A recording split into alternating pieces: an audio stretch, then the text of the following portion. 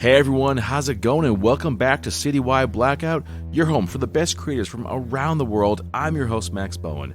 And joining me now, you might recognize this name from a recent episode where we talked about his new book, The Exorcist House. It's a truly terrifying tale, and he is back, folks. Author Nick Roberts joins us to talk about his soon-to-be-released collection of horror shorts, It Haunts the Mind and Other Stories, out June 16th through our good friends at Crystal Lake Publishing. Nick, welcome back. It's good to have you here. It's so good to be back. I had a blast last time. All right. Well, I will do my best to not disappoint a second time around. All right. I want to begin by talking about the cover for this book because having read some of it, having seen the cover is downright horrifying, dude. Where did this one come from? So the cover artist is Matt Seth Barnes. He is also the artist who did The Exorcist House. And, I'm convinced that, at least half of the people in a bookstore or scrolling through Amazon who saw the cover of The Exorcist House were drawn to it because of that cover. And then hopefully they got into the synopsis and enjoyed the story. But it's a striking cover. So, if you did well the first time, I like to stay loyal, and I wanted to work with him again. And I reached out to him, and I told him, my initial thoughts. I don't ever want to tell an artist, hey, do this, this, and this for me, and just basically fill in the blanks. But I had a vision in my mind, and like kind of like a similar to the movie poster of like Darren Aronofsky's Mother or like Midsommar by Ari Aster. The a close up of a woman's face, but there's just something not right, and that's pretty much all the direction I gave him. And he sent me a work in progress. I gave him feedback. He tweaked it a little bit, and it's that back and forth collaboration where we finally ended up right where we are. And I mean, it came down to which way the smoke coming out of the cross blows. So, to his credit, he put up with all of my nitpicky stuff at the end, and it's both of our goals to have the best cover possible. So yeah, Matt came up with that, and I'm thrilled with it.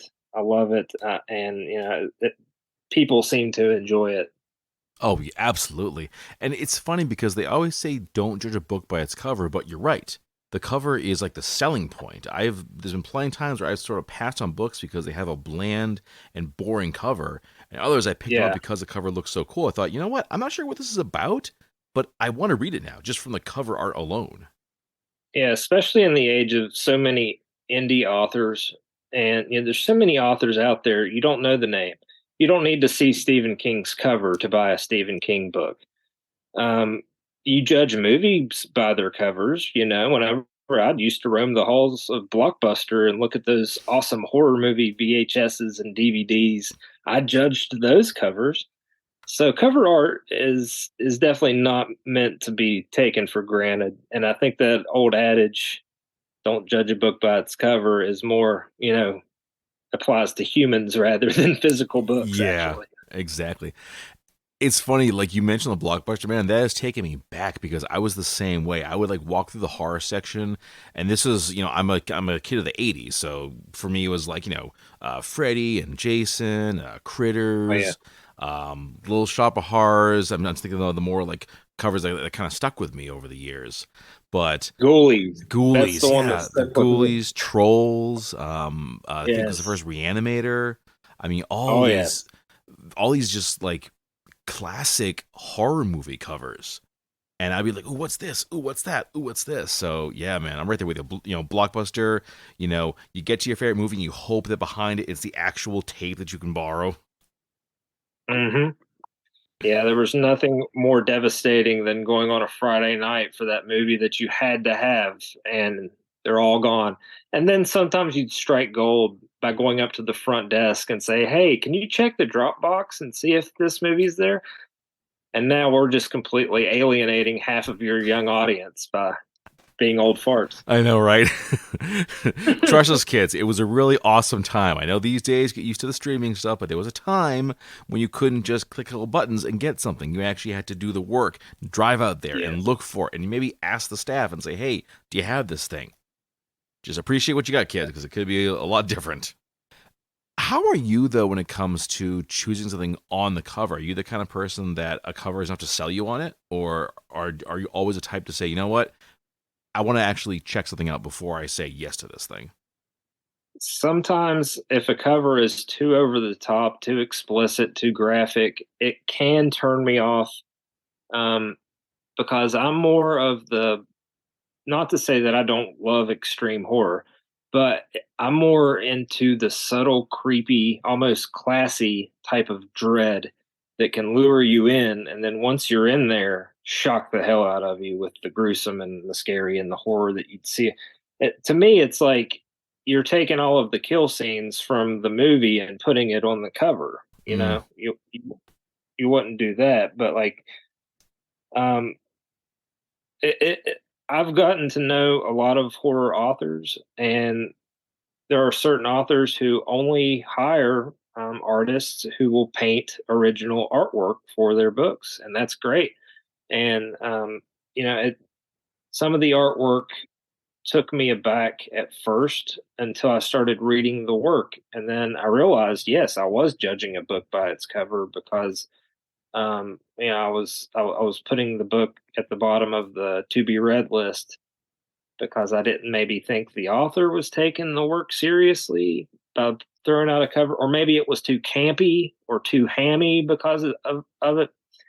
But like, you know, the classic Stephen King covers are like the epitome of what I consider to be great covers. mhm. They're scary. You can tell there's something menacing about them going on, but they don't have to have like a ton of in your face, you know, graphic violence and all that. Those are in the pages. Exactly, exactly. My feeling is, if it's good enough that you could that you would want to print it out and make a poster of it, it's very likely worth a read. And I've come across some books where I have seen the covers. I think, you know what, I want to make this into a poster and frame it because it looks that awesome. Right. I think my favorite cover of all time is the original cover for The Exorcist. Mm, It's just the girl's blurry face. It's so out of focus. And you know, your mind fills in you know, fills in the blanks of, you know, why can't I really focus on her eyes? What's wrong with this girl's face? mm-hmm. Mm-hmm. And yeah, so that was on my first novel, Anathema. That's the cover that I sent Michael Fisher, who did that cover, and I said, you know, I want, because you know the antagonist in Anathema is a young woman. And I said, I want a creepy, subtle, scary, unsettling image, but not like insanely graphic, not too detailed. I don't like it when it looks too clean. I'm kind of like Rob Zombie in that way. I like it to be grainy and, you know, out of out of focus a little bit. Mm-hmm. And so yeah, he when he made that Anathema cover, he originally sent me. I mean, if you haven't seen the cover, it's a woman with her arm extended outward, and it's almost 3D, like she's reaching out of the page, but her face is all blurred out. You can't see anything but like long dark hair, and it's exactly what I wanted. But yeah, so with working with It Haunts the Mind, this most recent one, some of the original covers that Matt sent me had a crystal clear face on it on the girl, and he said, I said, is there any way you can, you know, like make this not as clean? And you know, I love it, but like tweak it, blur it, make it a little uncanny to the eye, to the human eye, like there's something wrong with it. He said, yeah, let me go in and do some digital brush strokes real quick. And within like an hour, he sent me back this picture where, like, just by subtly doing little brush strokes across the lips, the eye, the face, it just distorted the image enough to make the human eye like trick you into thinking, "Man, there's just something not right about this." And Exactly. that's the effect I was going for. Just and I think they call that the uncanny. And I think, Stanley Kubrick is the master of that. Mm-hmm. Mm-hmm. Well, we could spend the whole episode, I think, talking about book covers. But you know what? I think we should probably get into the stories because that's what this is all about here. Of course, we have a collection of 15 horror stories. It kicks off with Sally under the bed, and holy shit, dude, that one scared the living hell out of me. Like that story Thank you. just really scared the crap out of me. There's a part of the end. I won't spoil anything. Won't give anything away. But there's a part that I kind of skipped at like near the end because I'm like, nope, nope. I know what's gonna happen here. I'm not doing this to myself. No way. When it comes to opening this collection, though, did you go back and forth on what you want to start with? No, not with the opener. I knew I wanted Sally Under the Bed as the opener because I'm mostly known as the creepy, scary horror author more so than like graphic horror or like violence. So I wanted something that fit in the same vein as Anathema and the Exorcist House, just so I could have buy-in from fans of my other work. Now I kind of go all over the place with the rest of the stories. I mean, there are five stories in there that are not horror in the tradition. They're not traditionally horror genre, but those were the earliest stories that I wrote, and I submitted them to quote unquote literary publications back in the day. And they dealt with heavy themes like addiction and trauma and grief and vengeance. And I sent those out, and these magazines just ate them up. They loved them, and when they found out, my personal story of recovery, they were all about, including my author bio and having these stories, and um, I think that helps sell those early stories. But having said all that, those quote unquote non horror stories in my mind are the most horrific because they feature some of the most uncomfortable, disturbing scenes in the collection. Now, I tried to balance it out by having, opening up with Sally and then throwing in, if I'm not mistaken, The Deal, maybe the second one. Okay, so The Deal, that's the first story I ever had published. Um, I went to school with I majored in English, and there was only one other male in the English department whenever I was an undergrad, and he's a Marine, and he and I bonded, and he eventually went to grad school down south and became kind of an acquisitions editor for a literary magazine. And we reconnected when he was in his master's program. I was in mine. He said, I know you like to write fiction. I have a fiction magazine, and I'm, trying to get some unique voices. If you have something, send it to me. It's not an automatic buy-in. You're not going to go straight into the magazine. If it sucks, I'm going to tell you it sucks. And believe me, he's a Marine. He does not hold back on his feedback. So I thought of The Deal, and it's semi-autobiographical because whenever I was struggling with addiction in my late teens, early 20s, I literally had this idea. I said, you know what? I think the only thing that could cure me of not being a drug addict is if I hired a hitman to come back and kill me in 5 years if I didn't change my ways, if I didn't go to college, if I didn't find a girlfriend, if I didn't achieve happiness. And that was a real thought that I had. Not that it was plausible or that I would ever act on it, but it was an idea. So, when I got clean and sober and, went back to school and had to come up with something to write with, I realized that I still had this creative drive in me. And now I had some pretty interesting lived experience. And I took that notion, that idea for The Deal, and fleshed it out as a short story. It's one of the shorter stories in the collection. And I sent it to my friend, and he responded and said, "Hey, love it. We're gonna publish it." And that was my first publishing credit. And seeing my name in print in a magazine, that kind of spawned a whole new addiction. Now, I published several other short stories and after that weren't horror related, and I also wasn't getting paid for them. I was I was getting that ever that concept of exposure, which is, good and bad. It's great to have a story published and accumulate some publishing credits, because when you submit a story to a paying market and they see that, yeah, you've had some stories published, that's where exposure's good. On the other hand, throw a struggling author a bone. Even a nominal fee of $5 for a story makes you feel like you're Stephen King. But yeah, anyway, in balancing out the collection, started with Sally, and then I kind of weaved in and out of the non horror. And in my mind, I think Sally's the scariest story, but I think Grandma Ruth is the most disturbing.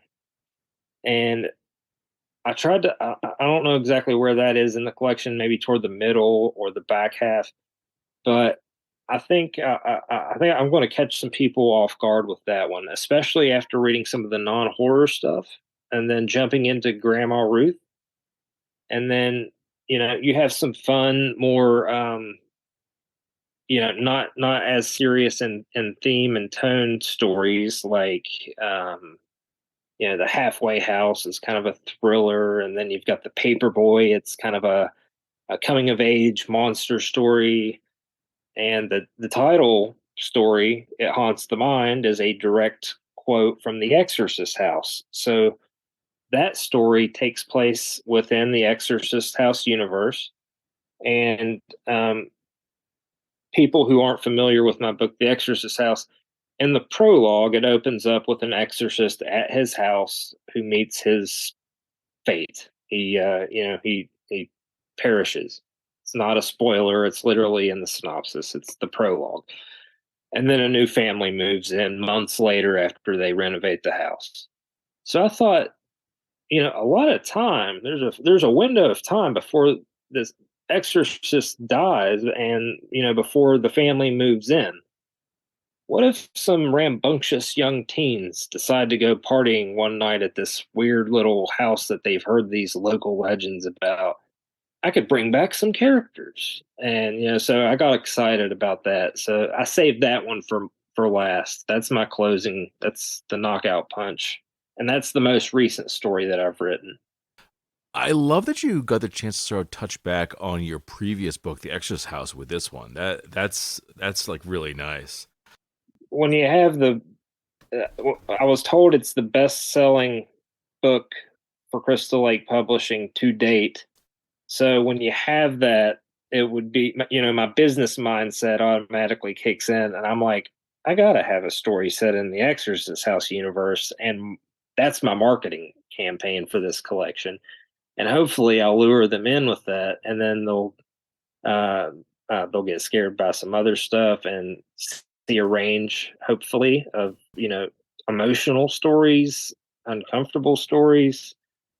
Heck, there's even sort of a love story in there. So it's a bit all over the place. Hmm. I really like the deal. You mentioned that in this story, we have a young man struggling with addiction. He actually pays a hitman 30 grand to say, in 5 years, if I'm not this, and this, put a bullet in my head, because it's the only thing that's going to actually stop me from just continuing this spiral downwards. That one was powerful, and definitely curious to see the other like non-horror stories, because what I've seen from your writing is you definitely know how to pack a punch, especially from an emotional level. And you had mentioned your own battles with addiction. Is this a frequent topic in your other stories? And the stories in that collection, yeah. So the through line through the entire collection, I wouldn't say is necessarily addiction. I would take a step back and say it's each story focuses on some sort of obsession. Yes, there are five that explicitly deal with addiction. Then there are several more that more deal with a character that can't get over something, or something that's been haunting them, and they're obsessed with overcoming it. And it's that was how I sold myself on releasing this as a collection and not just a hodgepodge of stories I've amassed over the last few years. I did not want to do that. Um, so when I actually sat down and looked at all the short stories I had, I put them all in one Word document and I read through them all, made a few minor tweaks and here and there to grammar and stuff like that. But I realized as I read, one from the next one, even the saddest non-horror story really still has a lot to do with, Sally under the bed. You have this in Sally, you have this obsessive true crime almost reporter hell bent on uncovering this urban legend, which is the same kind of addictive drive that some of these other characters in these stories have with literal drugs. So, Yeah. yeah, That story really got to me too for a lot of reasons, but I work as a journalist. That's my day job. So reading about this person, I'm like, yeah, I am feeling very seen with this story. It's like this is kind of my life. did Like, you come across anything that seemed inauthentic in the journalism world? okay, all right. I would say, and I don't know every aspect of the journalism world, so I don't want to put anything out there that I'm going to say as a hard and fast cardinal rule. But when she Right. paid the person for the interview, that's something most journalists in my experience and that I've met wouldn't do because it can influence a story sometimes in a negative way. If you're paying someone, Hmm. as opposed to them just being wanting to talk to you on the record, no strings attached. If you're saying, what, I'm going to pay you $400 for your story, to me Right. that does kind of change things and not always in the best ways because you do hear about some news organizations will say, what, I'll pay you $10,000 to tell me your story. It's like, okay, well then I'm going to tell you the story you want to hear basically because you're paying me this much money. Absolutely. Yeah. And I would say that to that point, Hmm? that that is her obsession to the fact that she's completely lost sight of journalistic integrity to the Mm. fact that she's like, I want to uncover this so bad. Just take my money. Tell me what I want to hear. I have to get to the bottom of this legend. Yep. But yeah, But at that point, otherwise on point. Everything else, like you said, the obsessive nature, the obsessive research, the like, hey honey, I'm back. I gotta go work now. Just spending hours upon hours. Yes, that is very much in line. The coffee addiction definitely is very much in line with how like the journalist mindset works, especially when we have a story that really that we think is going to make our career. There's definitely that yeah, obsessive nature because we want to be the ones to get that Pulitzer or that whatever. So yeah, right. so no, So I I just think you were very on point. snagged a book off my bookshelf. Have you read "I'll Be Gone in the Dark" I have by not. Michelle McNamara? Nope. You're familiar with Patton Oswalt, the Yes. comedian. Yep. So this is his late wife. So she wrote this Oh. book. She wrote this book chasing the Golden State Killer. She was basically like an armchair sleuth. And and you see it as you read through it, you see her go into this obsession because she starts getting real leads. And I mean, unfortunately she was taking like stimulants to stay up at night and write, and would take depressants to go to sleep, and had an unintentional overdose and passed away before she could finish the book. So Patton Oswalt and um, another author kind of gathered her notes and put it together and put this book out there, and it even became an HBO documentary. But that's sort of who this character is based on, is Michelle McNamara, that drive of hers. And also the fact that I love urban legends like Candyman and Bloody Mary, and I wanted to create my own. And it's funny because I was sitting in my car outside of it was like a CVS or something, and I knew that I had to write a I was going to go home and write a short story, and the title, Sally Under the Bed. just popped in my head. Like I was seeing a sign with those words written on it. And I said, that's just a creepy ass title. And then I sat there in my car and just typed out the poem in about 10 minutes. And I had the rhyme scheme in my head and I sent it to my mom and I sent it to my sister.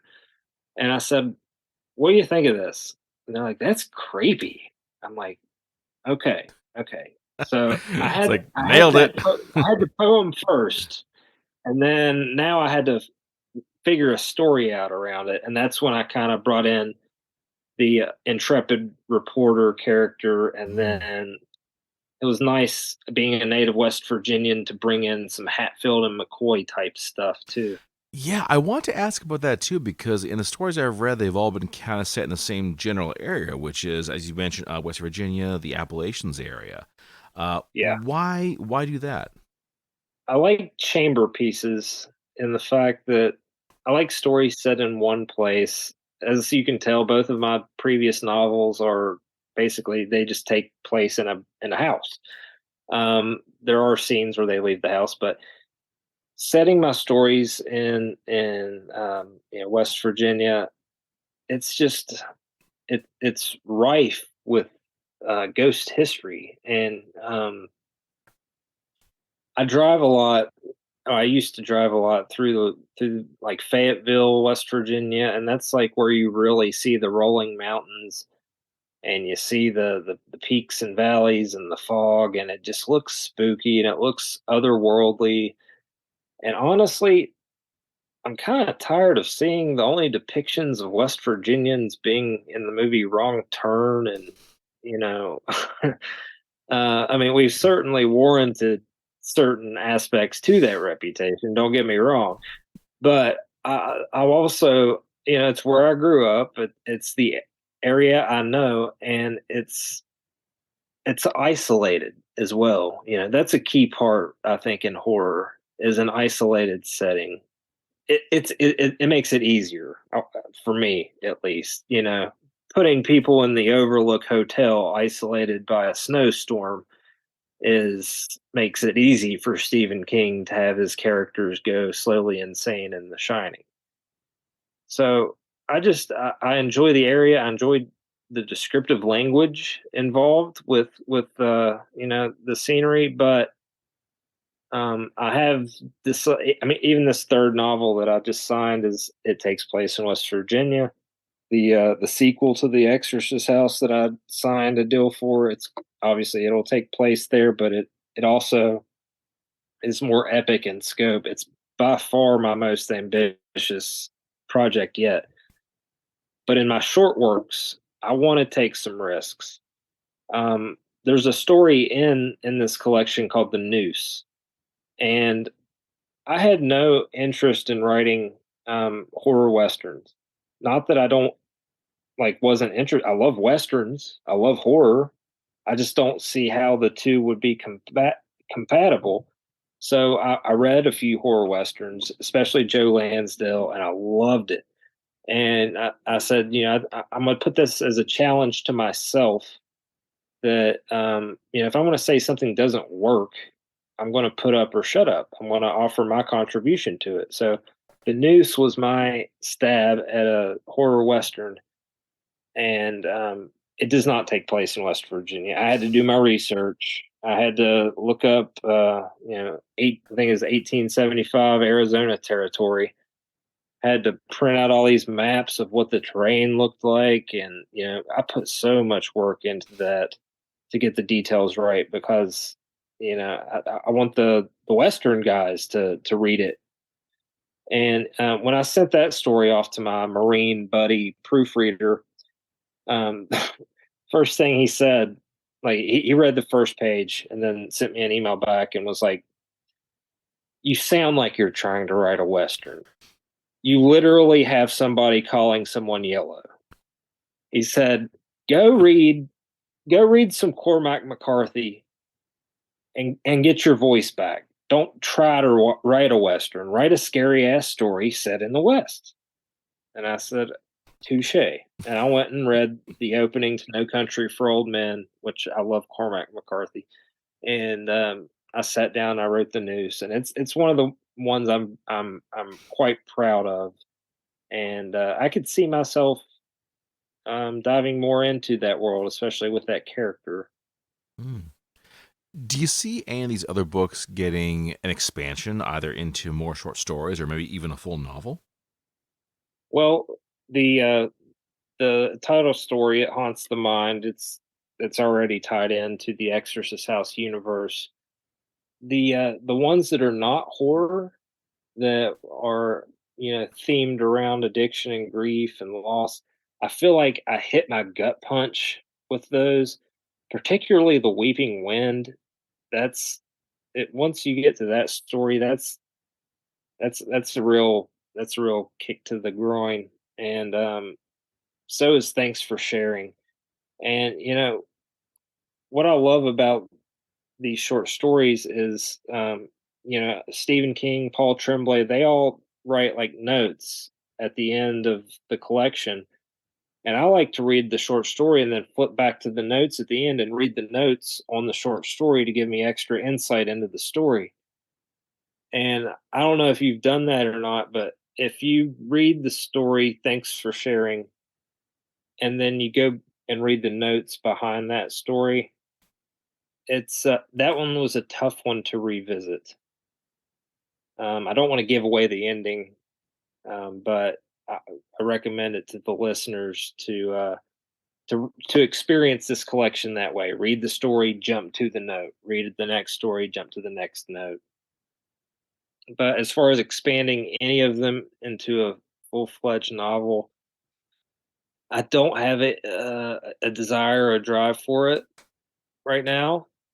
Um, but I do want to, like, the next thing I want to jump into after the Exorcist House, Genesis, which is the title of the sequel slash prequel, is something completely different. And I'm very interested in cosmic horror. I've been reading a lot of cosmic horror lately, and I just might get lost in that world on the next one. Mm. I was thinking if any of these things could be expanded, I think the deal actually has that potential to be, you know, a novel or a Netflix series or a movie or something because like it's I think it's almost something like 5 or 6 pages long, so it's a fairly short story. But there's Yes. so much in that universe where this guy goes to the hired gun and says, come back in 5 years, and if I'm still strung out on dope, just shoot me in the head and put me on my misery. Right. But there's so much that happens in that 5 years as we see towards the end. I feel like, man, it's almost this like super condensed universe here, and there's so much where we could do with it. So that's just my opinion. In the end, just my opinion. But I would say that could be, a good thing to build upon and sort of flesh out, and who knows what could happen with it. Yeah, and I would definitely be interested in fleshing out the quote unquote low rent hitman that he hires, because I think he's such a complex character, Mm-hmm. especially at the end.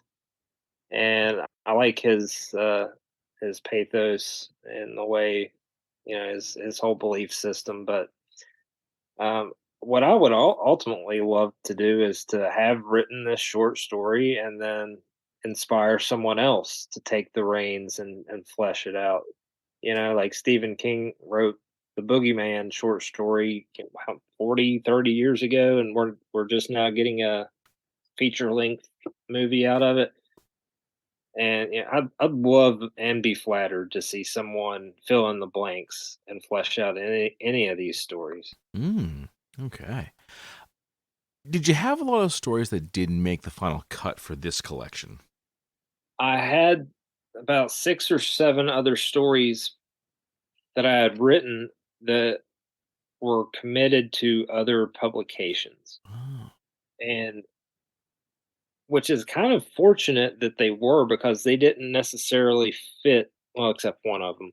They didn't necessarily fit with the theme of obsession.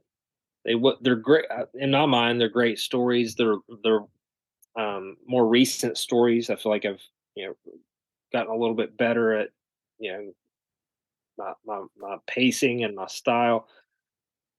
But Yeah, it would have been that hodgepodge thing where I would have just shoehorned it in there just to have another kick-ass story rather than a thematically condensed album almost. Like I kind of look at it like a record album. Like you're gonna have a hard rock song and then a ballad, and then come in with another, Master of Puppets. One thing I was curious about is the order of the stories. Do they follow a Yeah, certain path, or is it more just like, okay, we have our beginning story, we have our end story, and the rest can just kind of go where they go?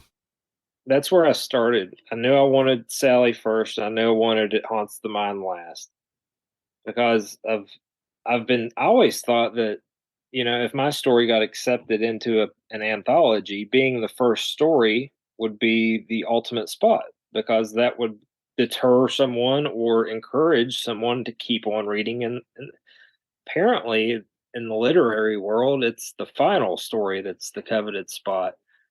So I threw It Haunts the Mind last.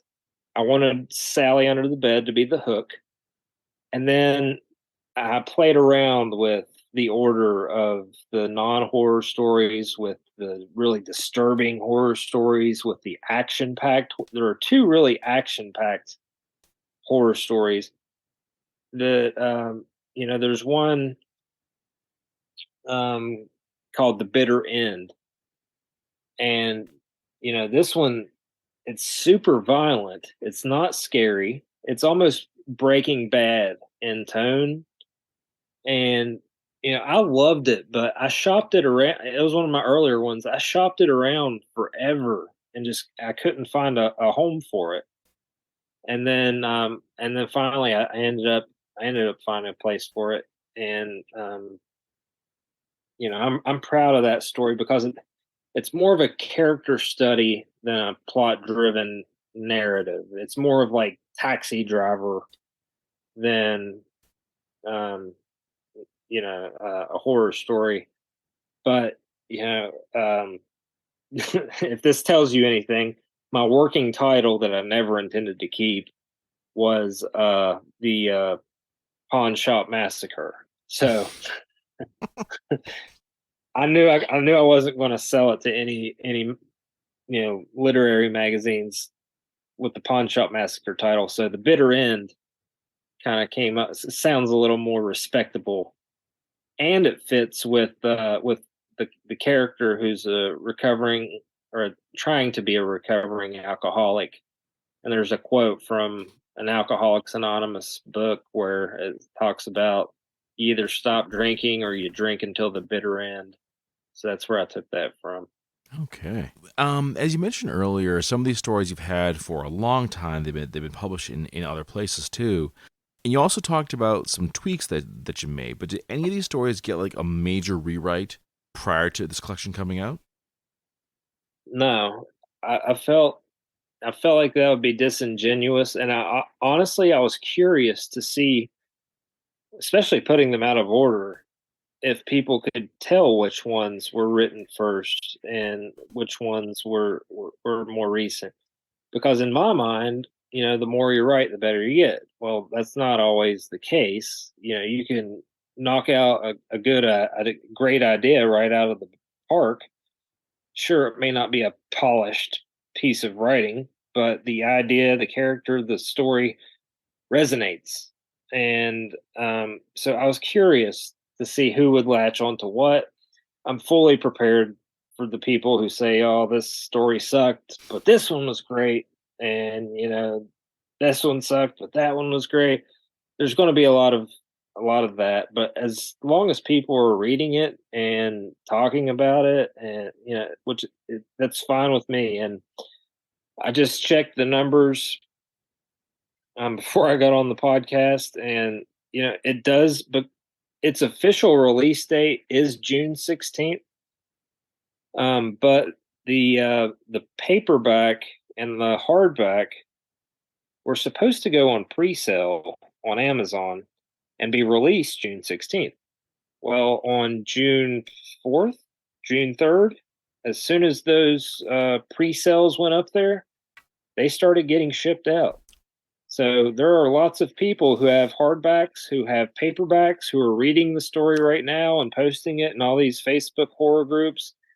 And as of right now, the paperback and the hardback are the number one bestsellers in American horror, and technically haven't been released yet. So Whoops. yeah, so I'm looking forward to. I feel bad for the people who pre-ordered the ebook and have to wait until the 16th to get it. But Well, hey, it's good that you're hitting this. It's good that you're hitting this ranking so fast. Has that ever happened to you before, where you've gotten this like number one spot? yes, well, it took a while with the Exorcist house. Okay. It built momentum because I had Anathema. No one read Anathema. It wasn't put out by a major publisher, and then the publisher that did put it out, they had to collapse because of COVID early in 2021. All the rights reverted back to me, so I had to. I re-released it as a second edition after doing some substantial formatting and editing to it, and that's the version that's out there now. But I didn't have any kind of following whatsoever when Joe at Crystal Lake bought the Exorcist house, and it wasn't until Matt really designed that cover and Crystal Lake put a Facebook and Twitter post with that cover and the synopsis that I wrote that I started seeing comments like "Take my money," this isn't. This is too long to wait. I want to read it right now. And I didn't. I underestimated how many people love the possession genre.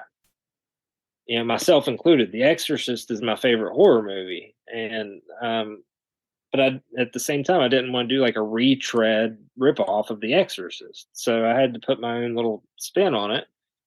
And what actually blew it up was I did a podcast with fellow author John Durgan. He doesn't even do the podcast anymore, but that podcast connected us, and we, talked on Facebook and have maintained a friendship ever since. And he said back in 2022, he said, "You need to be a part of this Facebook group called Books of Horror." He said there's like 35,000 people in it, and I've seen books go viral and become bestsellers for these indie authors. And I think yours has the potential. You should get it in there and, see if people start talking about it. And that's what I did. And it just took off. It took off on TikTok. It took off on Instagram, on Facebook. And, I kind of owe all this success to John just for that recommendation of getting in that Facebook group.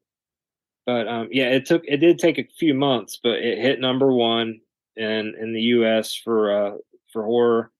And it's maintained its sales since it came out last May. It's still consistently brought up. They're doing this indie author brawl, which is kind of like a March Madness for horror novels in this Facebook group called Books of Horror. And the way they picked the books that were going to be in the tournament was they had readers and they had the authors who wanted to voluntarily be in this tournament because they didn't want to have like authors who didn't want to be in it and then get their feelings hurt or whatever. If you wanted to participate, you could. So I threw out the Exorcist house, and it was this long Facebook thread of authors throwing out their books, and whoever had the most votes determined what seed you got in the tournament. And when they finally released the bracket, there were 150 some books that were submitted. They chose 32 for the bracket, and the Exorcist house was the number one seed. And it blew me away. And, they're going to start this tournament coming up in September. But it's really cool because it's shining a light on a lot of indie authors, and it's given these readers in this group time to read the books before September. So it's been so awesome seeing people who it's their first novel and no one knew anything about them, and now because they're in this 32 section or 32 person tournament, people are reading their books and talking about them, and all kinds of authors are blowing up right now, and it's awesome. That There's enough readers for everybody. Yeah, and that is so cool though that that you've hit all these like career highs basically. That you've had all this success. A bit of an odd question, but did you ever think this would that your career would ever hit this point that you'd be getting like these like the number one spots and your books going viral? No, I anticipated my family buying my books, and me buying some author copies at cost from the publisher and selling them locally, and doing that kind of thing. And I wasn't writing thinking I was going to strike it big. I've been writing since I was in first grade. I just love to tell stories, and if I don't write, I get backed up and irritable. So, I would I'd be doing this for free. And the fact that and I think that comes through, that passion comes through in the writing because I'm having fun doing it. It's very rare that I sit down and I'm staring at my computer and I'm feeling like dread, or like this is a chore, or like I have to get through this. Those do happen. I do have days like that, but it's mostly because my 3 month old has been up all night crying, and then I can barely keep my eyes open, let alone type a coherent sentence. But yeah, the fan base that I've amassed is it kind of blows my mind, and it kind of doesn't, because I've worked my butt off to engage with my fans.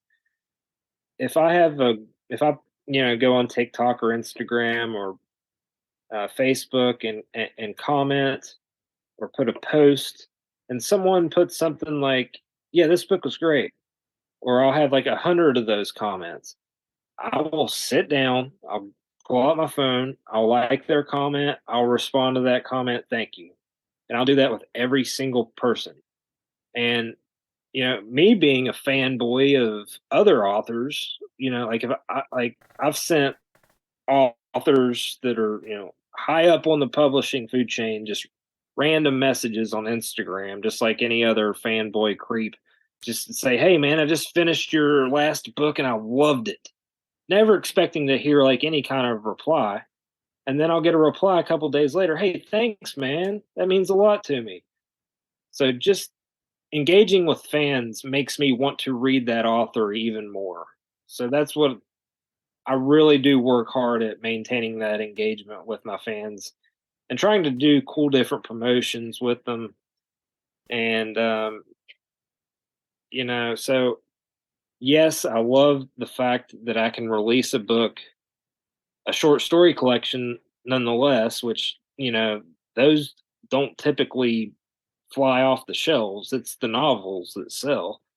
But the fact that I can release a collection and have it go number one even before it's officially released, it's humbling, and it's also rewarding.